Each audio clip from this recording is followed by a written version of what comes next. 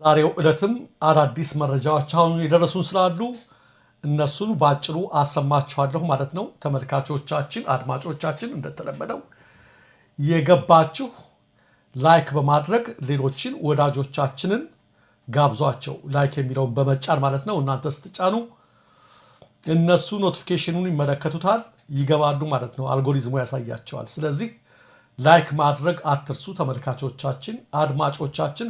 እኔ ቀጥታ ወደ መረጃዎቼ አልፋል። ሌሎች መረጃዎች ስንገባ አንዳንድ ዜናዎችን ለማቅረብ እንደ ቅድሚያ የአሜሪካ ሴናተር በትግራይ ክልልና አጎራባች አካባቢዎች እስከ 3.1 ሚሊዮን የሚደርሱ ሰዎች ለሰብአዊ ቀውስ ድጋፍ ሊጋለጡ እንደሚችሉ አስጠንቅቀዋል። ቀውስ በጦርነት በተጎዱት በአፋር፣ አማራና ትግራይ ክልሎች ለሚገኙ በሚሊዮን የሚቆጠሩ ዜጎች ዋነኛ የምግብ እርዳታ ምንጭ ሆነው የጋራ የአደጋ ጊዜ ክንውን ፕሮግራም ጄኢኦፒ በአሜሪካ የገንዘብ ድጋፍ ቅነሳ ምክንያት ሊቆም መሆኑን ተከትሎ በትግራይ ክልል ሰብአዊ ጉዳት ሊከሰት እንደሚችል ነው የአሜሪካው ሴናተር ያስጠነቀቁት። የሴናተር ጀን ደብዳቤ ዋቢ በማድረግ አዲስ ስታንዳርድ እንደዘገበው በገንዘብ ቅነሳና በአሜሪካ የምግብ እርዳታ ፕሮግራሞች መልሶ መዋቅር ምክንያት ሕይወት አድን የምግብ እርዳታ የሚሰጡ ቁልፍ ፕሮግራሞች በሰኔ 2026 ያበቃሉ። በዚህ ምክንያት በትግራይ ክልል ሰብአዊ ቀውስ ይከሰታል። ከ3.1 ሚሊዮን የሚደርሱ ሰዎች ለሰብአዊ ቀውስ ይጋለጣሉ ይላል። ይህን ዜና አውቄ ነው ያመጣሁት። መቲ በአንድ ክልል ብቻ ስንት 3.1 ሚሊዮን ሊጋለጡ ይችላሉ የሚል ነው። ስንት 3.1 አብይ ከትናንት ወዲያ ያለውን እንዳትረሽ። ስንመጣ 27 ሚሊዮን የነበረውን ወደ 3 ሚሊዮን አወረድ ነው የሚለውን ውሸት እንዳልነሳው ብዬ ነው። በሀገር አቀፍ ደረጃ እነዚህ የሚጋለጡት አዲስ ናቸው፣ እስካሁን ያልተጋለጡ።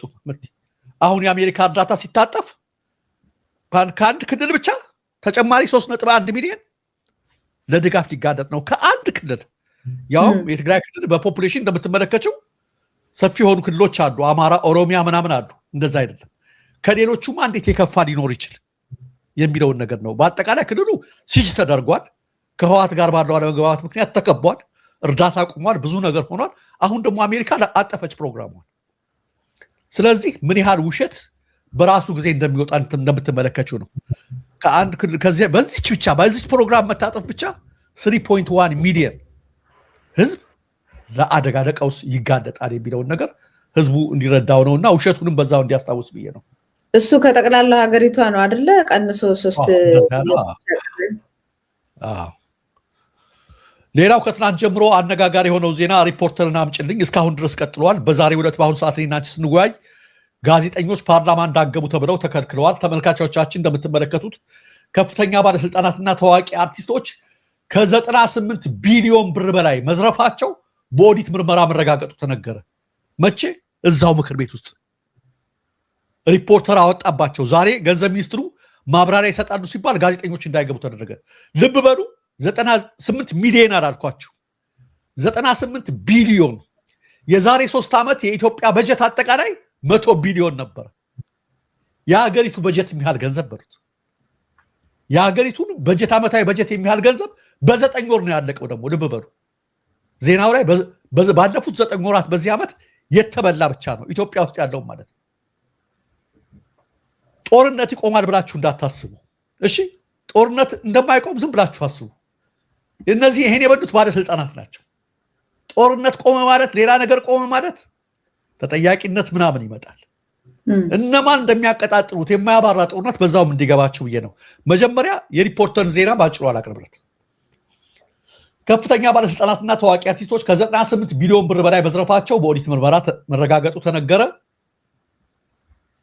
በ2018 በጀት በ9 ወራት በሀገር ኢኮኖሚ ላይ ከፍተኛ ሙስና የፈጸሙ ከፍተኛ ባለስልጣናትና ታዋቂነታቸውን ተጠቅመው ህብረተሰቡን የዘረፉ አርቲስቶች 79 ቢሊዮን ብርና 134 ሚሊዮን ዶላር ወይም በወቅቱ ህጋዊ ገንዘብ ከ98 ቢሊዮን ብር በላይ ጉዳት ማድረሳቸውን በኦዲት መረጋገጡን ፌደራል ፖሊስ አስታወቀ። የኢትዮጵያ ፌደራል ፖሊስን ያስታወቀው የ2018 በጀት ዓመት የ9 ወራት እቅድ አፈጻጸም ለህዝብ ተወካዮች ምክር ቤት ህግና ፍትህ ጉዳዮች ቋሚ ኮሚቴ ሚያዝያ 21 ቀን ማለት ነው ሲያቀርብ ነው። የተረጋገጠች ይቺ የታወቀችው ናት። ይቺ ፖሊስ ያወቃት ብቻ በ9 ወር 90 ቢሊዮን ማለት ነው። አሁን ዛሬስ ምን ተፈጠረ በሉ። ይህ ገንዘብ ዘርፉ ከተረጋገጠ በኋላ በዛሬው ፓርላማው ላይ ጋዜጠኞች እንዳይገቡ ተከለከለ።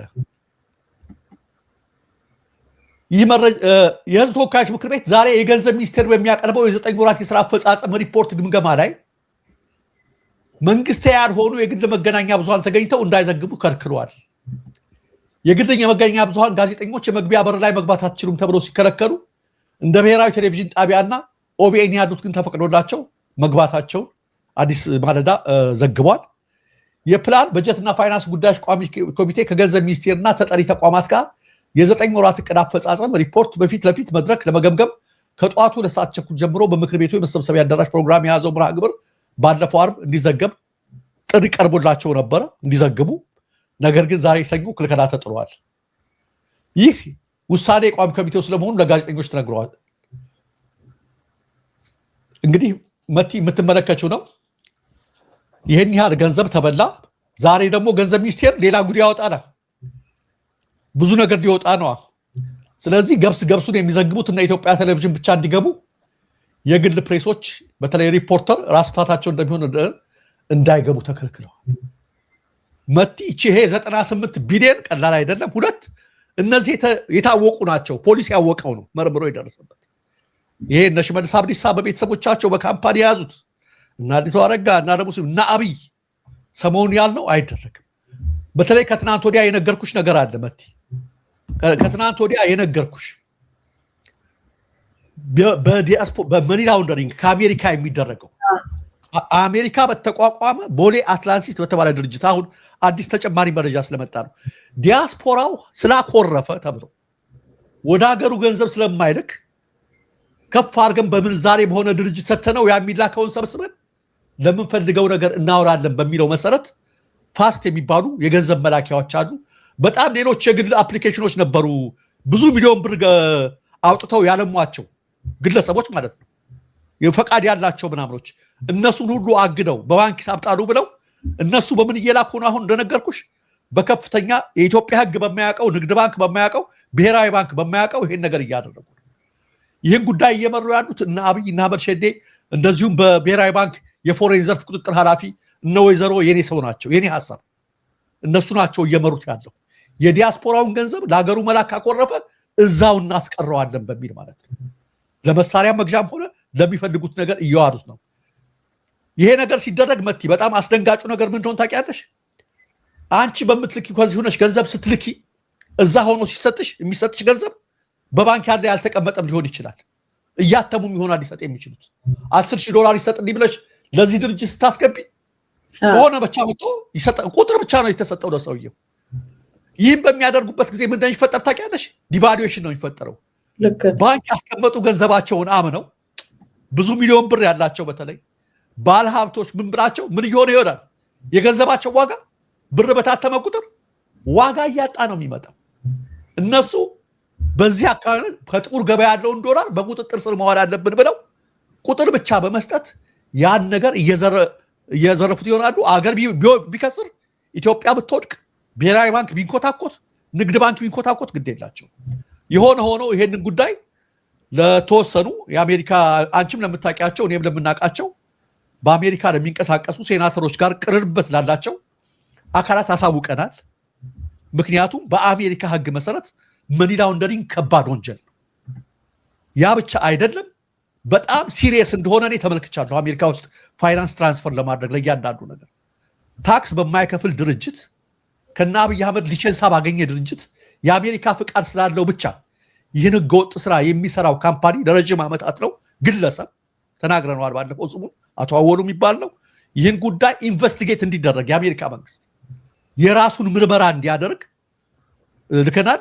ግን የሚያሳዝነው መቲ ዛሬ ሪፖርተር ያወጣው ዘገባ ትናንት እንዳትገቡ የተባሉበት ሆና ይሄን ሁሉ ጉድ አያካትትም። ሀገሪቱ እርቃኗን ቀርታለች ለማለት ነው። በጣም ከባድ ነገር ነው።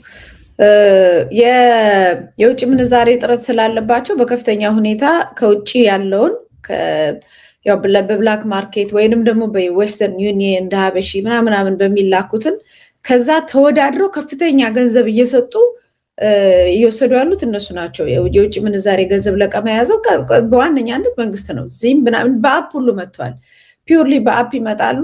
ከዛ በኋላ በአፑ ላይ ትንትላለ ቀጥታ ወደ ንግድ ባንክ ገንዘብ ከዛው ዘው ይተላልፍላቸዋል ሰዎቹ ማለት ነው። የሚሰጡ ደግሞ አንተ እንዳልከው ከፍ ያለ ነው፣ ዋጋው ከፍ ያለ ነው። ወንጀል ከሆነ ለምንድን ነው የማይከለከሉት? ለምንድን ነው የማይጠየቁት? ለምንድን ነው የማይያዙ?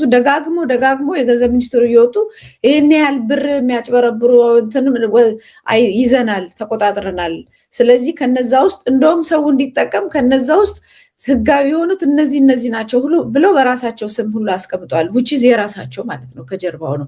እና አንተ እንዳልከው በውጭ ሀገር ዶላሩን፣ ፓውንዱን፣ ሪያሉ ምኑን እየሰበሰቡ ያለምንም የላይሰንስ ማለት ነው የገበያ ላይሰንስ የንግድ ላይሰንስ ዝም ብሎ ብሩን እየሰበሰቡ ነገር ግን ኢትዮጵያ ላይ የሚነግዱትን ንግድ በዚህ ሁኔታ ላይ ማጋለጥ በጣም ኢምፖርታንት ነው ብለን ነው የምናስበው። ምክንያቱም ሌላ ጥይት መግዣ ነው፣ ሌላ ህዝብን መጨቆኛ ነው፣ ሌላ ድሮን መግዣና ህዝብን መጨፍጨፊያ ስለሆነ ሲጀምር አሁን ያሉትን ነገሮች በደንብ አውጥተን ማን ድርጅቶች እንደሆኑ እናናውንስ እናደርጋለን። በዚህ መሰረት ማህበረሰቡ እንዳይልክ በዛ ነው የመጀመሪያው እርምጃ። በሌላው በኩል ደግሞ በህግ እንቅስቃሴ ይደረጋል ማለት ነው። ትክክል አገኘን ብላችሁ ወይም ብትልኩ ፋስት የሚባሉ ምናምን የሚባሉ በዚህ በቦሌ አትላንቲስ በዛ ምትልኩ ለወገኖቻችሁ ጥይት መግዣ እየላካችሁ ግፍ ነው። አይባረክም ገንዘቡ ሄዶ። ጥንቃቄ። ለትንሽ ትርፍ አገኛለሁ ብላችሁ የምትልኩ ካላችሁ አውቀናቸዋል እነማን እንደሆኑ። በተለይ በዚህ በቦሌ አትላንቲስ ፋስት ምናምን ይባሉ መንግስት ጋር የሚሰሩ መሳሪያ መግዣ የሚሰሩ በእነሱ የምትልኩ ዲያስፖራዎች በሁሉም ወገኖቻችሁ መግደያ ጥይት እያቀበላችሁ ነው። ጥንቃቄ አድርጉ። ግን አሁን ኢንቨስቲጌሽን ይጀመራል፣ ምርመራው ይጀመራል በቅርቡ እርግጠኛ ነኝ። እስከ መጨረሻው ድረስ ኤክስፖዝ እናደርጋቸዋለን ወገኖቻችንን በከዚህ በሚሰበሰብንትን። ለምን ዲያስፖራው ስላኮረፈ አኩርፎ አይቀርም፣ በተዘዋዋሪ እንበለዋለን እያሉ ያን ነገር እያደረጉ ነው። እነሱ በዚህ ወንጀል ውስጥ የገባው ራሱ ሀገርን እያወደመ ያለው ያ ነው።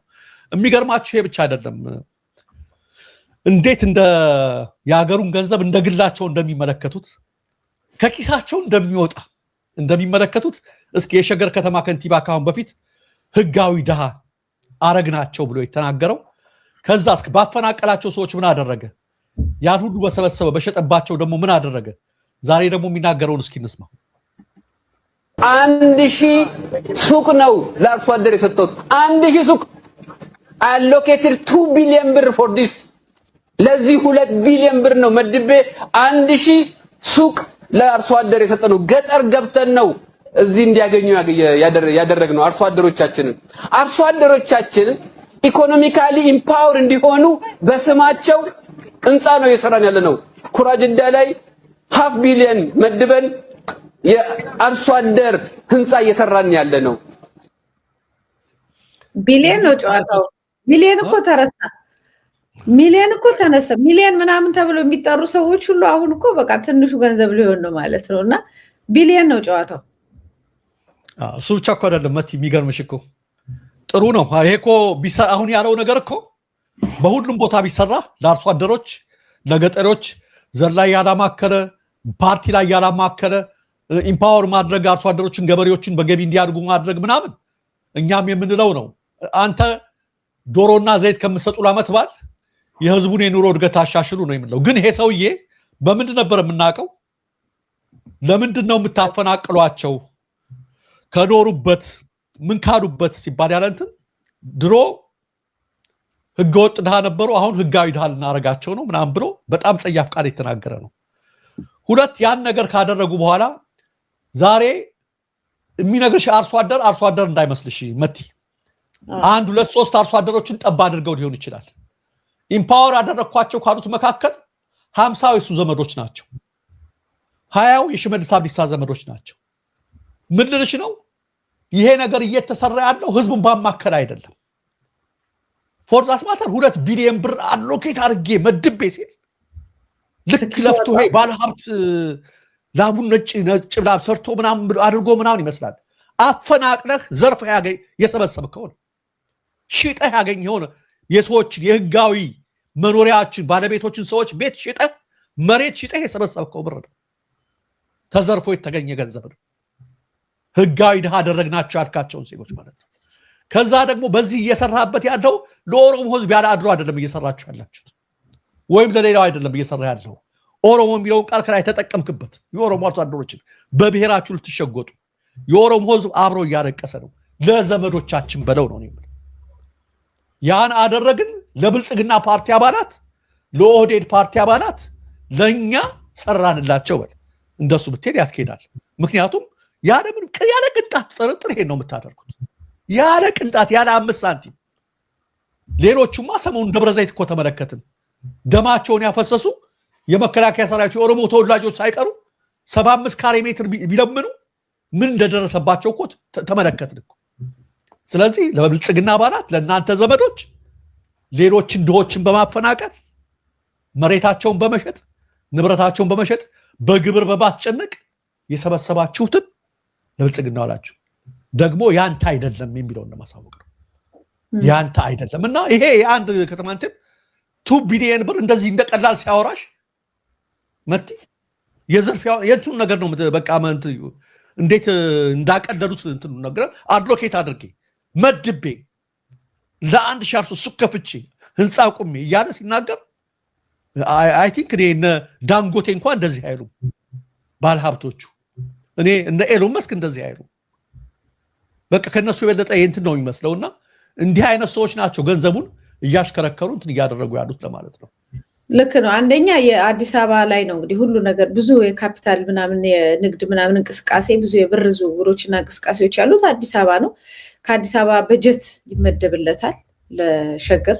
ሸገር ደግሞ የኦሮሚያ ክልል ፕሮጀክት ብቻ ሳይሆን የአዳነች አቤቤ ሽመልስ አብዲሳ ምናምን እንግዲህ አዲስ አበባ የኦሮሚያ ክልል መቀመጫ መሆን ያለባት አዲስ አበባ ከኦሮሚያ ክልል ስለምትጠቀም ብዙ ነገሮችን ወይም እዛ ቆሻሻ ምንም ስለምትደፋ ኦሮሚያ ክልልና በዙሪያ ያሉት የኦሮሚያ ክልል ከተሞች የአዲስ አበባ ቅድሚያ ተጠቃሚ መሆን አለባቸው ነው የሚነሳው የነበረው። በዚህ የተነሳ አዲስ አበባ ላይ የሚሰበሰበው ታክስ የንግዱ እንቅስቃሴው ባጀቱ በተወሰነ ደረጃ ለሸገር ወደ ሸገር ይሄዳል ማለት ነው። እዛ ሲሄድ በዛ ሸገር ከተማን የራሳቸው አዲስ ያዋለዷት አዲስ ከተማ ነች። ከተማዋን ደግሞ ሙሉ በሙሉ በቃ በብልጽግና ተመሰረተች፣ በብልጽግና ታድጋለች፣ የብልጽግና ፖለቲካ ማራመጃ እንድትሆን ነው ያደረጓት። አዲስ ቀበጥ አዲስ እንደ ከተማ ነች እና ቀበጧ ነች። ያው እና እንደዛ ስለሚያደርጉ መጀመሪያ ድሃውን ነው ያስወጡት። ከድሃም ደግሞ ያው ኦሮሞ ያልሆነውን ነው ያስወጡት። ጥርግርግ አድርጎ አስወጡት። የሚፈልጉትን በቃ ይሄ አንድ ጊዜ አንድ ከኛ ጋር የምሰራ ባልደረባችን ጄኔቲክሊ ሞዲፋይድ ከተማ ብላች። በጣም ዴንጀረስ ጄኔቲክሊ ሞዲፋይድ ከተማ እዚህ ተወላጅ በቃ ኦሮሞ አይደላችሁም ተብሎ ጥርት ያለ እንዲሆን ማለት ነው። እና ጥርት ያለ የነሱ ደጋፊዎች ብቻ እንዲኖሩባት ጥርት ያለ አዲስ አበባን በመቆጣጠር አዲስ አበባን በመዋጥ ከዛ ውጭ ያሉትንም ነገር ዋና የነሱ ማዕከል ሆኖ እንዲያገለግል የሚደረግ እንቅስቃሴ ነው። እንግዲህ አዲስ አበባን ከዛ ከሸገር ያሁን ሰውዬ ለአዲስ አበባ እየተወዳደር ነው። አይ ሸገር ላይ የሰራውን ስራ በሰፊው ደግሞ አዲስ አበባ ላይ እንዲሰራ እድገት አግኝቶ እየመጣ ነው ያለው። ስለዚህ ገንዘቡ አንደኛ ከአዲስ አበባ ምን ሄደው፣ ሁለተኛ አየው አይደል ይሄ ዝም ብሎ ሸገር ያመጣው ገንዘብ አይደለም። ቢሊየንስ እንደዚህ የሚቀልደው ማለት 2 ቢሊየን መድቤ እንደዚህ አድርጌያለሁ ለሱቁም ቢሊየን ግማሽ ቢሊየን መድቤ ምናምን የሚል እኮ የተመደበለትን የአዲስ አበባ በጀት ነው እዚህ ጋር እያወራ ያለው። ከዛ በኋላ ደግሞ ወደ አዲስ አበባ የሚመጣልና በሰፊው ደግሞ እጁን አዲስ አበባ ላይ አሁንም እንዳለ ገብቶበታል። አሁን ደግሞ በሰፊው እጁን ያስገባና እዛ የሰራውን ወንጀል ደግሞ ከዚህም በላይ በሰፊው ሊሰራ ወደ አዲስ አበባ ላይ እየመጣ ነው ያለው። አሁን ይሄንን የሚናገረው ኦሮሞን ህዝብ ማማለሉ ነው። በሱ ቤት አየታችሁ የለ አስወጥተናል፣ ጠርገናል። አሁን ያለው ኦሮሞ ነው። የኦሮሞን ገበሬ ደግሞ ሀብታም ልናደርገው ነው። በስሙ ህንፃመት እንትን ብንለታል። እንደገና ደግሞ ለ1000 ገበሬ ምናምን 2000 ገበሬ ይህን ያህል ሀብታም እያደረገ ነው። የኦሮሞን ማህበረሰብ የሀብት ዲሞግራፊ እያመጣን ነው። ሀብታም እያደረግነው ነው ያለ ነው። እያቋቋም ነው። በምን? በሀገሪቷ ባጀት እንዳትረሳ። ይሄንን ከኪሱ አይደለም፣ በንግድ አይደለም፣ ዳንጎቴ አይደለም። በሀገሪቷ ባጀት የኦሮሚያን ገበሬ እያሳደግን ነው። ስለዚህ ለኦሮሞ ህዝብ የቆምን ሰዎች ነን። ይሄ መንግስት እንዳይወድቅ ሙቱለት ነው። በቃ አለቀ። ከዚህ ሌላ ምንም ነገር የለውም። ግን የኦሮሞ ህዝብ ይሄን ነው ወይ የሚፈልገው? ይሄ የተባለውስ ደርሶታል ወይ? ቢደርሰውስ ልክ ነው ወይ? በሀገር ባጀት እየተመረጠ ለኦሮሞ ገበሬ ብቻ መቋቋሚያ መደረግ ነበረበት ወይ? ከአዲስ አበባ ህዝብ ባጀት ተቀንሶ የአዲስ አበባ ህዝብ እየተራበ በየትቦ እየወደቀ እየተገደለ እንደዚህ መደረግ አለበት ወይ? ጥያቄውን ለህዝቡ ትተናል። ለነገሩ ኦሮሞ ህዝብ እየተነሳበት ነው። በሰልፉ ምኑም በከፍተኛ ሁኔታ ተቃውሞ ደርሶበታል። ዋናው ግን አሁን ይህንንም ለሚሰሙት ይሄንን እያደረግን ያለው ለኦሮሞ ስለሆነ ኦሮሞ ህዝብ ሙትልኝ ነው። በቃ ይሄንን መንግስት ያዘው ያለውን ሁሉ ላንተ ነው ያፈሰስን ያለ ነው የሚለው ነው። ይቅርታ ደረጀ ታሪኩን በደንብ ስለማውቀው ነው እዛ አካባቢ። ትክክል መቲ፣ ያው በደንብ ስላብራራሽው እንትን አይደለም። ያው እነሱ ያን ማለታቸው ነው፣ ሊደበቁበት ስለፈለጉ ነው ይሄን ነገር እያደረጉ ያሉት። ይሄ ሰውዬ እንዳልሽው ለአዲስ አበባ ነው የሚወዳደረው ዘንድሮ ተብሏል። እስኪ እነሱም ጤና ይስጣቸው፣ እኛም ጤና እስኪ እናያለን። እስኪ መጪዎቹን ጊዜ ደግሞ በዚህ ወደ አማራ ክልል እንግባ መቲ። በአማራ ክልል እንደተለመደው በተለያዩ ቦታዎች ላይ አውደ ውጊያዎች እየደረጉ ነው። በተለይ በጎንደር ቀጠና በአዳኝ ሀገር በሚባለው ቦታ በሶስተኛ ቀኑን አስቆጥሯል አውደ ውጊያው። እንደነገረን ከስፍራው የደረሰን መረጃ እንደሚያመለክተው ከ100 በላይ ወታደሮች ህይወታቸውን አጥተዋል። 25 ክላሽንኮቭ መሳሪያ ማርከን አለው የሚሉን ከፋኖ አመራሮች ናቸው ያሉን። ከአገዛዙ ወይም ከመከላከያ በኩል የተሰጠ መግለጫ የለም። ከድሮን እስከ ከባባድ መሳሪያዎችን ነው ያሰለፈው በዚህ ግንባር ነው የሚባለው። በአዳይ ግንባር በጨበጣ ጭምር ውጊያዎች መካሄዳቸውን ነው የነገሩን። በፍጹም የበላይነትን ያስመሰከርንበት ተጋድሎ ነው ያደረግነው ነው የሚሉት። በዚህ ውጊያ እንግዲህ ቀደም ሲል እንደገለጹት ከ100 በላይ አልፈዋል። ዝርዝር መግለጫ እንሰጣለን ነው ያሉት። ከጎንደር ባሻገር ሌላ የተካሄደበት ሸዋ ነው። በሸዋ ጠቅላይ ግዛት የሸዋ እንደውም ፎቶቸውን ልከውልናል። በአሳምነው ዕዝ አርበኞች በይፋት አውራጃ አንጾኪያ፣ ገምዛ፣ ግሸራቤልና ዳዋ ጨፋ ወረዳዎች ላይ ድንገተኛ እርምጃ መውሰዳቸው ነው የተገለጸው። አገዛዙ ኃይል በ9 ዙር ያደረገውን ተደጋጋሚ የማጥቃት ሙከራ መክተን አብዛኛውን ኃይል በመምታታችን የቆሰሉትን እንኳ ሳያነሳ እያዝረከረከ የተረፈው ኃይል ፈርጧል ነው የሚሉት። በአሁኑ ወቅት እርምጃ የተወሰደበት ኃይል ጨምሮ አብዛኛው ተሽመድምዶ የተበተነ በመሆኑ ስልታዊና ወታደራዊ ገዥ ቦታዎችን በሙሉ በቁጥጥር ስር አስገብተናቸዋል በማለትም የሸዋ ፋኖች ገልጸውልናል። ሌላው በአሁኑ ሰዓት አውደ ውጊያ እየተደረገ ያለው መቲ በራያና በላስታ ግንባሮች በዛሬው ዕለት ከትናንት ምሽት ጀምሮ ከባድ አውደ ውጊያ እየተካሄደ መሆኑን ሰምተናል። አሳዛኙ ነገር ደግሞ በተቃራኒው በዚህ ጉዳይ ላይ 18 ንጹሃን ወገኖች ከባህር ዳር ወደ ጃዊ እየሄዱ እያለ ከትናንት በስቲያ ማለት ነው መንገድ ላይ ወታደሮች ይዘዋቸው ለፋኖች መረጃ አቀብላቸዋል በሚል ምክንያት ዘግናኝ በሆነ ሁኔታ እንደረሸኗቸው ከስፍራው የደረሰን መረጃ ደርሶ 18ቱም ንጹሃን ናቸው፣ ታጣቂዎች አይደሉም። ከባህር ዳር ወደ ጃዊ እየሄዱ የነበሩ ናቸው። ስልክ እየደወላችሁ ለፋኖች መረጃ አቀብላቸዋል በሚል መንገድ ላይ እንደተረሸኑ በጣም ከፍተኛ ሀዘን ማደሩን ሰምተናልና እንዲህ አይነት በደል ግፍ መፈጸሙን ቀጥሏል። አገዛዙ በጦር ሜዳ ግን ሽንፈቱን እንደተከናነበ ነው። እንግዲህ ይሄ የውጊያው ጉዳይ እየተባባሰ መምጣቱን ተከትሎ ነው ዛሬ በርዕሳችን ላይ የ4 ኪሎ አገዛዝ ውጥረት ላይ ነግሷል የሚለውን መረጃ ከራሳቸው ከከፍተኛ ባለስልጣናት የወጣ መረጃ ነው። ታማኝ መረጃ ነው። በጭንቅ ነው የሰነበተው ሰሞኑን ቤተመንግስቱም አጠቃላይ እና አብይም መከላከያውም ማለት ነው። ይህም በመሆኑ ፊልድ ማርሻል ብርሃኑ ጁላ ከፍተኛ ወታደራዊ አመራሮችን ከጀነራሎችን ኮሎኔሎችን ጨምሮ ማለት ነው በሙሉ ይዘው በናዝሬት አዳማ ስብሰባ ከተቀመጡ ሰንብተዋል። ግምገማ ማለት ነው ከፍተኛ ነው የእርሳቸው። ይሄ ሲሆን ደግሞ አብይ በአስቸኳይ ስብሰባ ሚኒስትሮችን ጠርቷል፣ ጥሪ አድርጓል። የደህንነት መዋቅሩንም ለአስቸኳይ ስብሰባ ጠርቷል።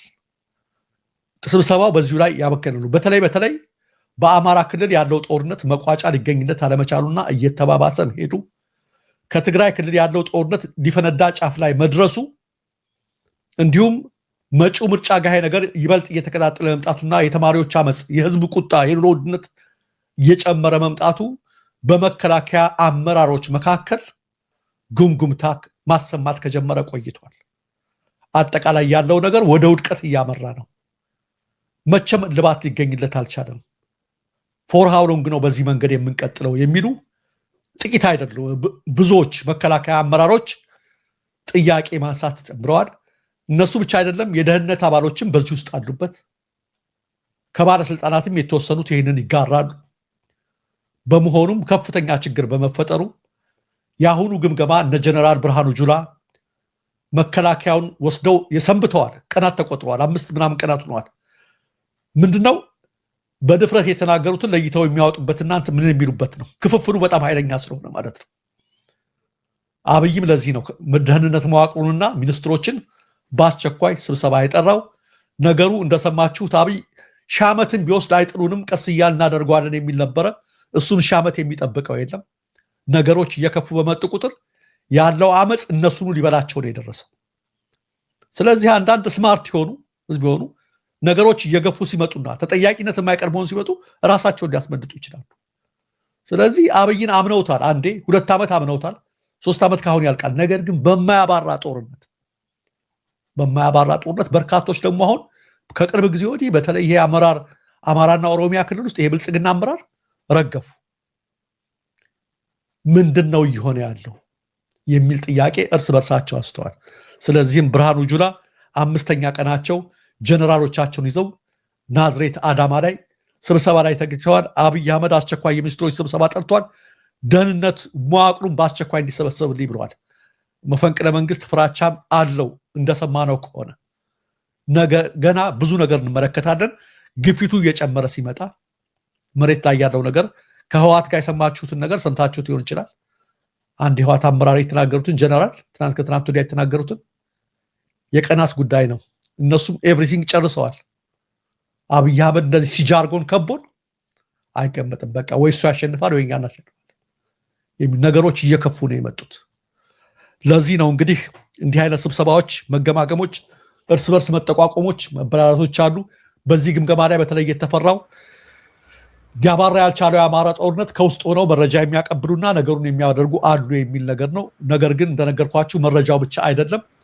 ይህን ያህል የሀገር ሀብት እየተበላ ባለበት ሁኔታ ላይ ማንም ባለስልጣን ጦርነቱ እንዲቆም የሚፈልግ ያለ አይመስለኝ። ለምን ሀብት እየተበላ ያለው በመንግስት ባለስልጣን ነው የሚል ዜና ነው እየሰማን ያለ ነው። ስለዚህ እንዲቀጥል ዞሮ አብይ ሻመትን የሚጠብቀው የለም። ነገሮች እያየሉ መጥተዋል ለማለት ነው። መቲ አስተያየት ካለች በዚህ ላይ?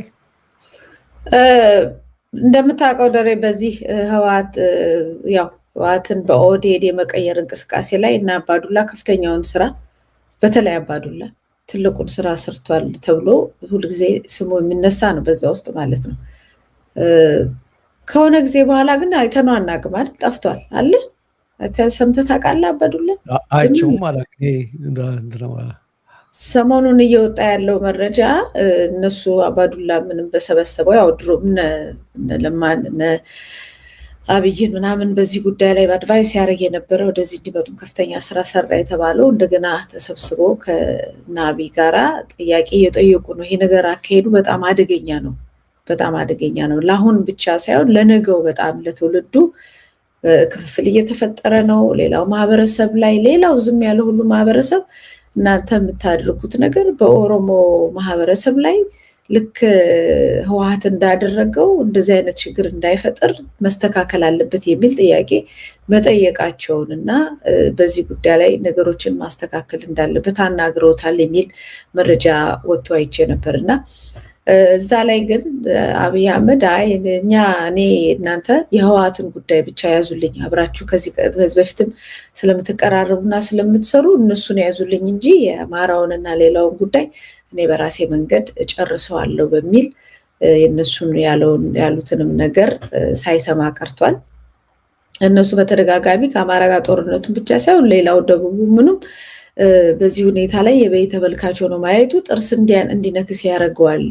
በብዙ ቦታ ላይ እየወጣ ያለው ማህበረሰብ ልክ እንደተገለለ ተደርጎ ነው የሚሰማው እና ይሄ ጥንቃቄ ያስፈልጋል። ያ ሁሉ የተለፋበት ነገር በዚህ ነገር እንዴት ሊቀየር ይችላል የሚል ጥያቄ ተደጋጋሚ ቢያነሱም ምንም ነገር እናንተ ሌላውን ለኔ ተውት፣ እናንተ ምንም እንድታረጉ አልፈልግም፣ የህወሓትን ጉዳይ ብቻ እንድትይዙልኝ ነው። እነሱን በምትችሉት እንደገና አናግሯቸውና ይረጋጉ፣ እነሱ ናቸው እንድትይዙልኝ ፈልገው፣ ሌላውን በራሴ በኩል ጨርሰዋለሁ ያለበትን አንድ መረጃ ሰሞኑን ሰዎች ልከውልን ነበር። ያው ከዛው እንግዲህ በተጨማሪ እንደምታዩ የኢትዮጵያ ህዝብን እያስለቀሱት የኢትዮጵያ ህዝብ ይወደናል የሚል ድራማ በየጊዜው ይሰራልና ሰሞኑን አዳነች አቤቤም በጣም መለስን እረሱት የዛን ጊዜ የተደረገውን በጣም የሚገርምኝ የመለስን የዛን ጊዜ የተደረጉትን 97 ላይ የተደረጉትን ሰልፎች በደንብ ቢያስታውሱ የኢትዮጵያ ህዝብ ምን አይነት ህዝብ እንደሆነ ሊያውቁትን ይረዱ ነበር። በዚህኛው ሌሊት ተነስተው ከሌሊቱ 9 ሰዓት አንዳንዶቹ ማታ ጀምሮ ነው የተባለው። የአመራሮች በየክፍለ ከተማ ምናምን ያሉ አመራሮች የብልጽግና ፓርቲ አመራሮች አስተባባሪዎች አልተኙም አሉ። ወደ ቤታቸውም መሄድ አይቻልም። ሌሊት ጀምሮ ነው ሰውን ሲያስወጡ የነበሩት። በየኮሪደሩ ላይ 9 ሰዓት ላይ ከሌሊቱ 9 ሰዓት ላይ ባስ የመንግስት መኪና ይመጣል። ሲቪል ሰርቪስ ምናምን የሚለው አረንጓዴው መኪና ሰማያዊ መኪና ይመጣል። ኮርነር ላይ ህዝቡም የተንቀጠቀጠ ብርድ እንትን እያለው አለዛ ከሴፍቲኔት አለ ትንሽ በሴፍቲኔት የምትመጣውም ገንዘብ ትቀራለች። በዚህ ላይ በቃ ሰርቫይቫላቸው በዚህ ነገር ላይ የተመሰረተ ነው። ሰውን ቀምተው ምግቡን ንብረቱን ቀምተው ለማኝ ካረጉት በኋላ ትንሽ ዳቦ እየሰጡ እኛ የምታረገውን ነገር እኛ የምንወስነውን ካልወሰድክ ዳቦንም እቀማለሁ የሚል ነው እና ቀጭን ትዕዛዝ ነው የተሰጣቸው። ሰው ሁሉ ልብሱን ለብሶ ምን ብሎ ጋቢውን ለብሶ በየኮሪደር ቦታ ላይ ተሰብስቦ ይጠብቃቸዋል። ሌሊት 9 ሰዓት በአውቶቡስ ተጭነው ወደ ስቴዲዮም ሄዱት። ይሄ እንግዲህ ከክፍለ ሀገር የመጡትን ስለማይጨምር ነው። የክፍለ ሀገሮችንም እናያቸዋለን። በደንብ ነው ስቴዲዮም የማያቸው። ሌሊት ነው የሚመጣው እና ለምንድን ነው ሌሊት የሚያደርጉት አለው። ለካ በድብቅ ከክፍለ ሀገር እያስገቡ ነው እንትን የሚሉት እና በዛ ሁኔታ ላይ ይህ ሁሉ ውሸት ተዋሽቶ ሰው ሁሉ ሌሊቱን ሙሉ ውጭ አድሮ ነው እንግዲህ አዳነች አቤቤ እዛ ላይ ቆማ ደረቷን ደፍታ በኢትዮጵያ ህዝብ ይወደናል ከኛ ውጭ ምንም አይደላችሁም ምናምን እያለች እነዚህን ምስኪን በተለይ ሴቶች ይበዛሉ። ሌላው ደግሞ አብዛኛው ድሃ ነው። ሀብታም ይሄ መንግስት ሀብታም የሚደግፈው እንዳይቀማው ወይንም ይሄ መንግስት ሀብታም ያደረገው የዚህ ዘመን ከበርቴ የብልጽግና ከበርቴዎች የሚሏቸው ማለት ነው። እነሱ ካልሆኑ በስተቀር ሌላው ጠቅላላ ኖርማሉ ማህበረሰብ አይሄድም። ይሄው የተደራጀው ነው። እንጀራው በዚህ ላይ የተንጠለጠለ ነውና እሱን ነው ያየነው። እንደው ሰው አይደናገጥም። ድራማውን ያውቁታል። ግን ሁለት ጥፋት ነው ያጠፉት። ሰውን አንከራተቱት። በቃ ገና ለገና እንጀራ አብልተናል ብሎ ያውም የገዛ ንብረቱን ነው እየበላ ያለው ማህበረሰቡ በደሞዝም በምንም አንከራተቱት። ሌሊቱ ሙሉ ነው ሲያንከራተቱት ያሉት። ትክክል ነው። እርግጥ ከድንጋጤያቸውና ከምናቸው ነው ከዚህ ጋር ተነስተው ቅድም አሁን አንቺ ያልሽው ላይ ህወሓትን ያዙድን ብለዋል። እኔ ደግሞ የሰማሁት ማለት ነው ከነሱ ሰዎች ማለት ነው አብይ በአሁኑ ሰዓት አለ የተባለው ማለት ነው የደሱ ሰዎች ለአንድ ለሆነ ሰው ለታማኝ ሰው የነገሩት ማለት ነው።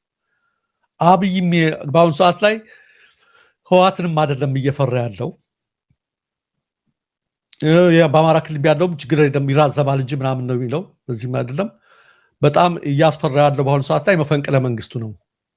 ጀነራሎቼ እያኮረፉ ነው የሚል ነገር ነው አለ። እንግዲህ እኔ ሶስተኛ ሰው ነኝ ይህን ስሰማው፣ ሶስተኛ ሰው ነኝ። የነሱ ሰዎች ለእኔ ለማምነው ሰው ነግረውት ማለት ነው። እሱ የነገረኝ ማለት ነው አለ የሚልም ነገር ሰምቻለሁ። የሆነ ሆኖ ግን ከፍተኛ ጭንቀትና ውጥረት ላይ መሆናቸውን በተደጋጋሚ ያረጋግጠናል። ከሰሞኑ እረፍት አጥተዋል። በየቦታው ወጥተው የተለያየ ነገር የሚያደርጉትም መቲ እንዳልኩሽ ነው። በቴዲ ጉዳይ ለምሳሌ ይህን ያህል እረፍት ያጡበት ምክንያት ከሌላ ነገር አይደለም። ጫፍ ላይ መድረሳቸውን ስላወቁት በቃ በአንድ ያስነሳብን ህዝብ ሁሉ ብለው የመፍራት ነገር ነው። አሁን ዛሬ የደረሰን ዜና ከሱ ጋር ተያይዘው ትናንትናና እስካሁን ድረስ ወጣቶች ነበር የሚታሰሩት አይደለ የቴዲ ሙዚቃ በመስማታቸው። አሁን ግን የቴዲ ሙዚቃ ሲሰሙ የተገኙ በመቶዎች የሚቆጠሩ የብልጽግና አመራር ተባረሩ ከአባልነት። ተመልከት፣ በማን ነው የሚያገኛቸው? አንዱን በአንዱ እያሰለለ እያስጠቆሙ ተመልከች። አባሎችን ገና ይቀጥላል። ምንድነው ምልሽ? ተመልከች እንግዲህ ይሄ የፍርሃት ጥግ ነው።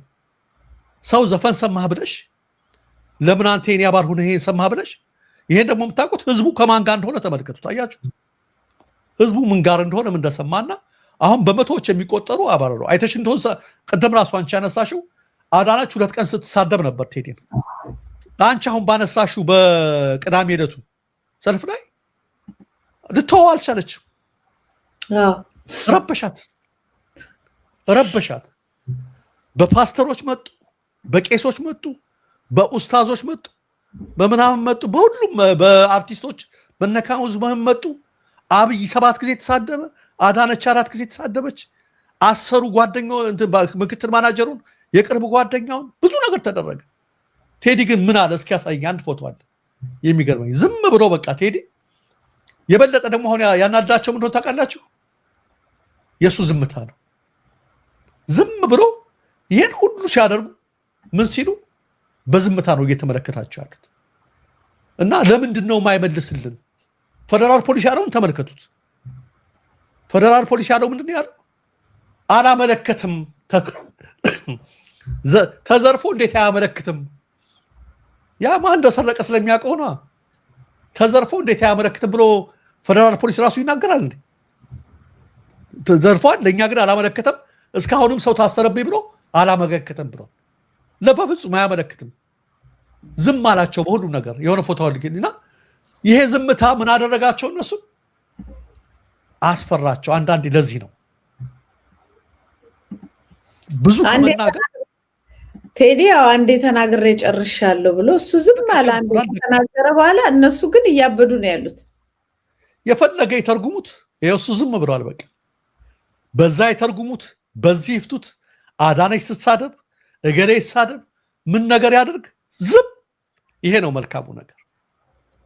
እኛም ተናግረናል። ምንም ነገር የፈለገ የምን ማመልከት ጓደኞችም ቢሆኑ ለመጠየቅ እንኳን እስረኛ ብለህ እንዳትሄድ ያልነው ለዚህ። በግል ህይወቱ በለገጣፎ ቤቱ በገሌ እየሰራ ምናምን ብለው እንደ እብድ አድርጓቸው ይሄን ሁሉ አለቅ ያሉት ለምንድን ነው? ይሄ ሁሉ ያደረጋቸው አንድ ዝምታው ከነሱ ጩኸት በላይ በዛ። ለምን ይመስላችኋል? እውነት ሲኖራችሁ ይሄ ነው እኮ በቃ። ውሸት ሲኖራችሁ ሺህ ብትለፈድፉ ማንም ቁብ አይሰጠው። አሁን ብልጽግናና ቴዲን ብቻ ተመልከቱት። አብይ አህመድ ያሰለፈውን ሚኒሻ ተመልከቱ። አዳነች አብሮ የዘመቱት ዘመቻ ተመልከቱ። ያ ሁሉ አድርገው ምን ያላቸው? የበለጠ ህዝቡ ዞር በሉ ነው ያላቸው።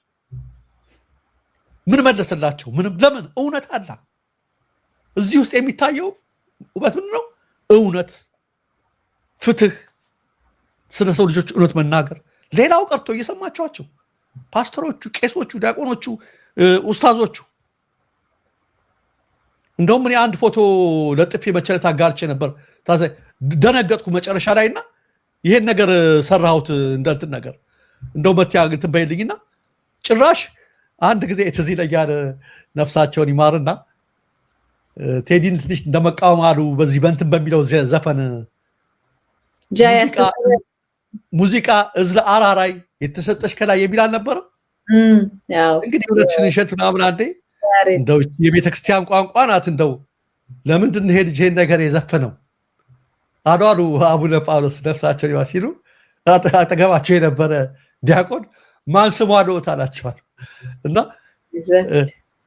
ማን ዘፈን ስሙ አለውት ምናምን አላቸው አሉ። ራስ ገዝ ካለ እኔ ምን ለማለት ፈልጌ ነው የሆነ ሆኖ ግራ እስከሚያጋባ እኔ አሁን ይሄንን ካርቶን ሰርቸው ነበር መችለትና ለጥፌው ነበር። አሁን የላኩልሽም ፎቶና በሚቀጥለው ሳምንት ለሚጀመረው የኢትዮጵያ አይዶል ውድድር ዳኞቻችን ታወቁ የሚል ነው።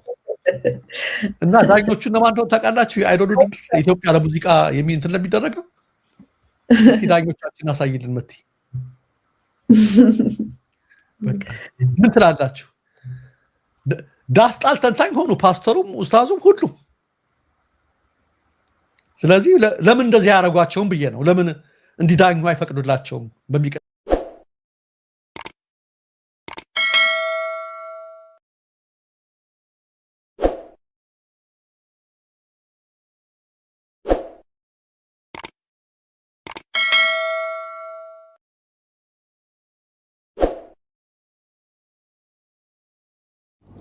ሮታ ለዶክተሩ ሁሉንም ነገር ነገረችው።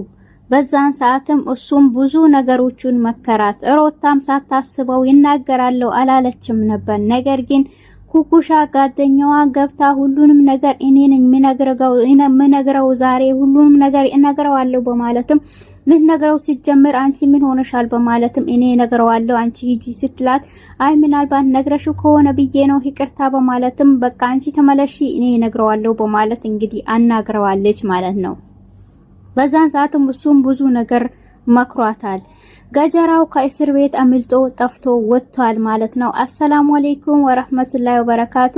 ሰላም ሰላም፣ ጤና ይስጥልኝ የተወደዳችሁ የተከበራችሁ የቻናሌ ቤተሰቦች ሰላም እዝነት ፍቅር አይልያችሁ እያልኩኝ ውድ ኢትዮጵያውያን ኤርትራውያን ሰላማችሁ ብዝት ትርፍ ይበልልኝ በየዓለም ዳርቻ ያላችሁ እና ለቤቴ አዲስ ከሆናችሁ ላይክ፣ ሰብስክራይብ፣ ሼር ማድረጉን እንዳረሱ እንዲሁም ለቤቴ አዲስ የሆናችሁ ደግሞ ደውል ምልክቷን ማጥቆሩን እንዳረሱ እያልኩኝ አፈን አሳስባችኋለሁኝ።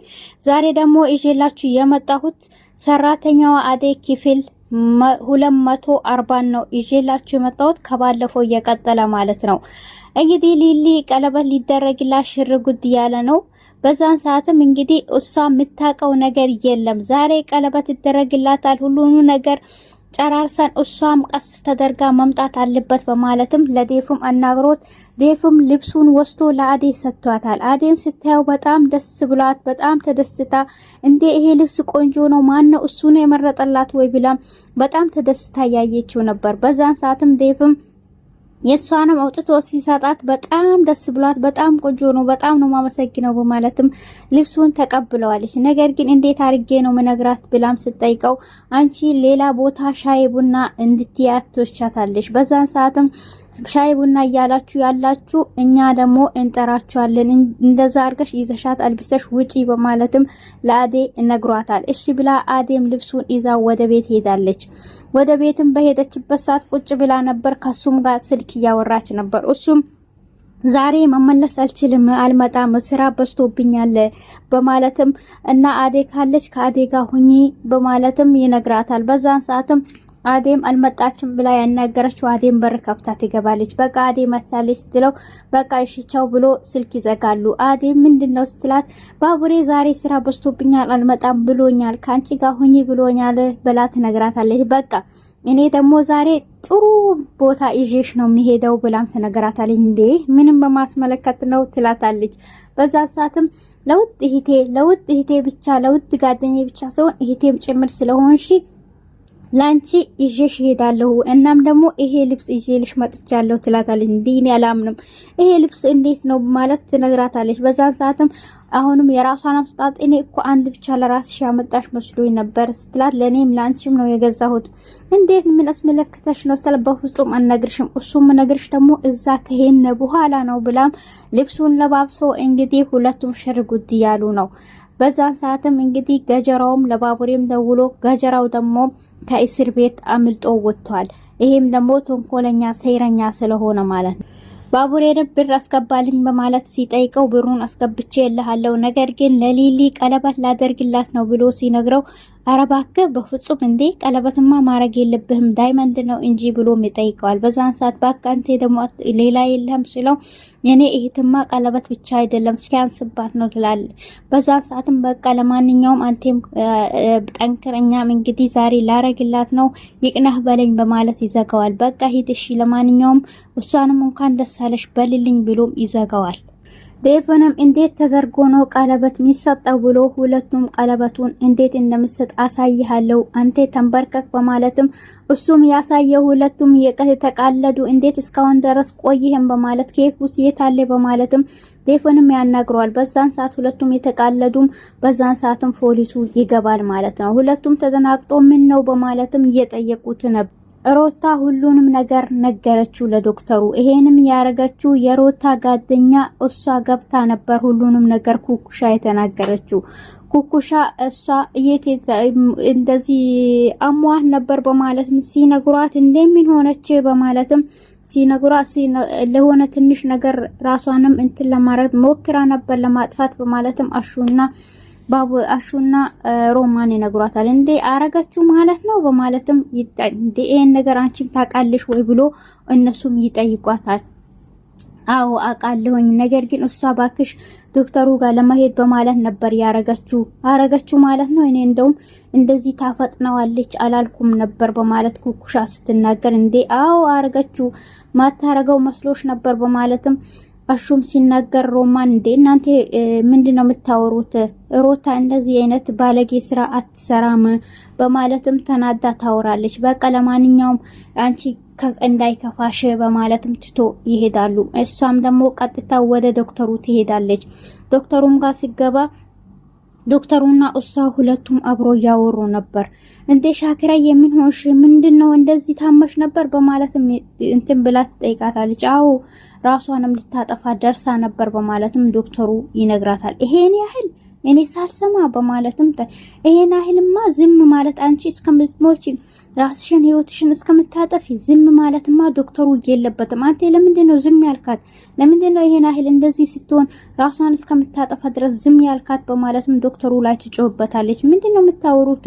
ስለምንድነው እንዴ? ዶክተሩን ባንተ ምክንያት እኮ ነው እሷ እንደዚህ የሆነች ያለችው። ለምንድነው ማትረዳት? በማለትም ስታወራ አንቺ ደግሞ ምንድነው የምታወሪው? አሁን ልታዋርደኝ ነው እንዴ? በቃ ኩኩሻ ዝም በይ እንዴ በማለትም ትቆጣና ኩኩሻን በቃ ሂጂ አንቺ ችግር የለውም እኔ ሮታን አወራታለሁ ሌላ ጊዜ ግን ትመለሽና ትመጫለሽ በማለትም እሷም እንዳትናገር ሮታ ኩኩሻን ወደ ውጭ ይዛት ወጣለች ማለት ነው። በዛን ሰዓትም እሷን ከሸኘሻት በኋላ ለምን እንደዚህ ትያለሽ? ለምንድነው የምታወሪው? እኔ እኮ ምንም ነገር አልነገርኩትም ስትል እንዴ ምንም ነገር እስካሁን ለምንድነው ያልተናገርሽው? እኔ እኮ የተናገርሽ መስሎኝ ነው እንደዚህ ያወራሁት እና በጣም ይቅርታ አድርግልኝ፣ ነገር ግን እንዴት አልተናገርሽም ስትላት አው አልነገርኩትም። አሁን ደግሞ ይሄው በጥያቄ ያፋጥጠኛል። ምን ሆንሽ? ለምንድነው በማለትም ስለዚህ ለምን ተናገርሽ ብላም በቃ አንቺ ሂጂ እኔ አናግረዋለሁ ትላታለች። በዛን ሰዓትም ወደ ውስጥ ከገባች በኋላ ለዶክተሩም ታናግረዋለች። ዶክተር እኔ መወዳችሁ ሰዎች ሁሉ የራቆኝ ነው አለኝ የሚለውም ሰው ሁሉ የራቆኝ ነው፣ ግን ነገር ግን እኔ ይሄንን ያረኩት እናቴንም አባቴንም አንድም ደግሞ አለኝ የሚለውም አንተም ሁሉንም ያጣው ስለሆነ ምንም ግራ ሲገባኝ ነው እንደዚህ ያረኩት። ስለዚህ እኔ ደግሞ በዚህ መሃል ደግሞ እንትን ህይወቴንም ለማጥፋት የሞከርኩት እንደዚህ ነው ብላም ስንነግረው አንቺ እንደዚህ እንዴት ልታረጊ ትያለሽ? ለአንድ ለምታፈቅሪው ዶክተር ብለሽ ለአንድ ለማለት ብለሽ እንደዚህ ለምን ታረጊያለሽ? ለምን አባቱ ነው እንደዚህ የምታረጊው? ለራስሽ ህይወት መኖር አቺን ወይ በማለትም እንዴ ዶክተር ግን አንተን ራስህን መስደበው ለኔ ቤላ ነው አውቃህ ነው ወይስ ለኔ አስበህልኝ ነው ትለዋለች። በፍጹም እኔ የነገርኩሽ ነው። ስለዚህ ለራስሽ ህይወት ብለሽ ኑሪ፣ ለሰው ህይወት ብለሽ አትኑሪ በማለትም እሱም ተናዶ አውሮታታል ማለት። በዛም ሊሊ እግር ስር ወድቃ ይቅርታን ብትጠይቃት ሊሊ በፍጹም ላንቺ አይነቶች ከይሲ መቼም ይቅርታ አላረግላቸውም፣ ነገር ግን ለዛሬ ድራማሽን ልሰሪ የመጣሽው ድራማ ግን አልተሳካልሽም፣ ሌላ ድራማ ካለሽ ግን ሌላ ድራማ ይዘሽ መምጣት ትችያለሽ፣ ካሁን በኋላ በፍጹም ላንቺ ሚራራ ህይወት የለኝም፣ ስለዚህ መቼም አራራልሽም በማለት ትነግራታለች።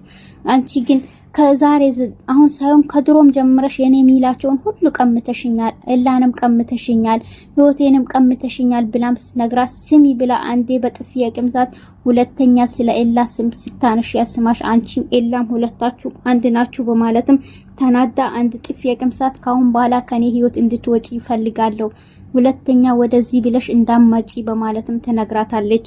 ስለዚህ አንቺ እኔን ይቅርታ ልትጠይቂ ሳይሆን በእርግጥም የፈለግሽው ነገር ስላለ ነው ትላታለች እንጂ መቼም አትመጪም ነበር በማለትም ይሄንንም አውቃባታለች ማለት ነው። በዛን ሰዓትም እኔ ካሁን በኋላ አሁን በቃ ለዛሬ ይበቃኛል ውጭልኝ ስትላት ለዛሬ ይበቃኛል፣ ነገር ግን ሌላ ነገር ደግሞ ሌላ ጊዜ አሁን ስለተናደሽ ነው እመጣለሁ ብላ ትሄዳለች። ወሰላሙ አለይኩም ወራህመቱላሂ ወበረካቱ።